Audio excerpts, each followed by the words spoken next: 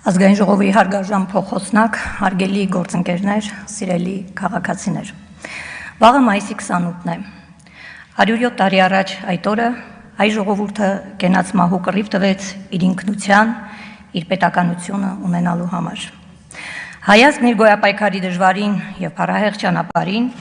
բազմաթիվ հերոսական եւ անմոռանալի դրսևորումներ է ունեցել։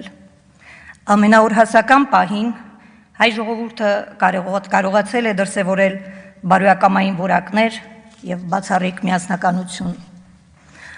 Անխորտակելի ձգտումը մեր ազգի գոյատևման եւ գոյապահպանման կարևորագույն գրավականն է եղել։ Հայաստանը, որպես աշխարհաքաղաքական գործոն, միշտ եղել է ծավալապաշտական նկրտումներ ունեցող զավթիչների ուշադրության կիզակետում, որոնք փորձել են ընկճել հայության լուսեղեն ոգին։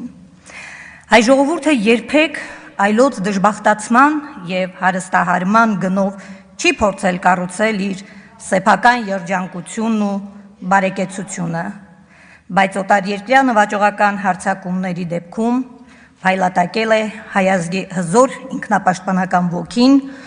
ու բացառիկ համախմբվածությունը։ Այդ ինքնապաշտպանական ոգու պայծառագույն դրսևորման օրինակներից են 1918 թվականի մայիսյան հերոսամարտերը։ Սիրելի հայրենակիցներ, սիրելի ավարանցիներ, իմ թանկագին համերկրացիներ, վստահ եմ, դուք խորապես հպարտ եք, որ ապրում, ստեղծագործում եք հայության բացառիկ բնօրրաններից մեկում, ապարանում։ 1918 թվականի մայիսին տեղի ունեցած Բաշապարանի հերոսական եւ հաղթական ճակատամարտը կարևորագույն գոյապահպանական նշանակություն ունեցավ հայության ճակատագրում։ Այդ չափազանց բարդ եւ վճռորոշ եւ պատմական ճակատամարտում Բաշապարանի փառահեղ հերոսամարտը ոգեշնչման հիանալի օրինակ դարձավ հայության հետագա սերունդների լուսավոր հաղթանակների եւ փայլատակումների համար։ Հավերժական փառք եւ խոնարհում հայության ազատության, արժանապատվության եւ ինքնության պահպանման համար կենաց մահու անզիջում ճակատամարտեր մղած բոլոր հերոսների առջև։ Կեցե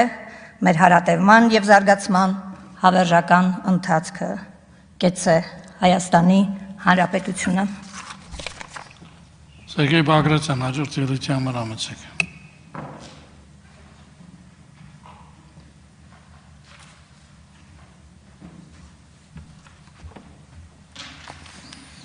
Հարգելի գործընկերներ, սիրելի հայրենակիցներ, ես ուզում եմ քննարկման ներկայացնել մի կարևորագույն փաստաթուղթ, ինչպես պետք է մենք կարողանանք վերջապես այս խցանումների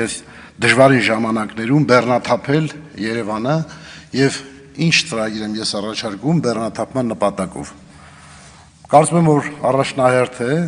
հատկապես նախարարությունների տեղաբաշխման հանրապետության ողջ տարածքով, մասնավորապես առաջիկայում առաջի շրջանում մինչև տարեվերջ կարելի է հատկապես Երևանամերձ մարզերում տեղաբաշխել նախարարությունները, մասնավորապես կարող ենք ասել, որ տարածքային կառավարման եւ ենթակառուցվածքների նախարարությունը կարելի է Կոտայքում տեղաբաշխել եւ աշխուժացնել նաեւ Կոտայքում որոշակի գործառույթներ տնտեսական իմաստով, նաեւ քաղաքացիների մուտքը, նաեւ բեռնաթափել Երևանը։ Ֆինանսների նախարարությունը Արագածոտնում կարելի է տեղաբաշխել եւ շատ մոտ է եւ շատ հեշտ է աշխատանքներ տանել եւ կարող եմ ասել, որ կարեւոր է նաեւ որ երկրորդ քաղաքում հատկապես տեղաբաշխել, ոչ թե մարզկենտրոններում։ Պաշտպանության նախարարության ամենակարևոր գործառույթը Սյունիքում է եւ ճիշտ կլինի, որ պաշտպանության նախարարությունը ողջ կառուցվածքով տեղափոխվի Սյունիք։ Շրջակա միջավայրի նախարարությունը դա Գեղարքունիքն է, որովհետև Սևանա լիճն է համար 1 խնդիրը Հայաստանի Հանրապետության եւ Սևանա լիճի շրջակայքում պետք է տեղաբաշխել շրջակա միջավայրի նախարարությունը։ Գիտության, կրթության, մշակույթի նախարարությունը դա լավագույն տեղը Շիրակն է։ Գյումրիի կամ կողքի քաղաքում անպայման պետք չի որ անպայման մարզկենտրոնում լինի։ Էկոնոմիկայի նախարարությունը, որի մեջ է նաեւ գյուղատնտեսության նախարարությունը, Արմավիրում պետք է տեղաբաշխել եւ աշխատանքները իրականացնել հենց այդ մարզում։ Աշխատանքի սոցիալական հարցերի նախարարությունը Տավուշում կարող է տեղաբաշխել, առողջապահության նախարարությունը Լոռիում, եւ դրանք կաշխուժացնի ողջ հանրապետության տնտեսական կյանքը։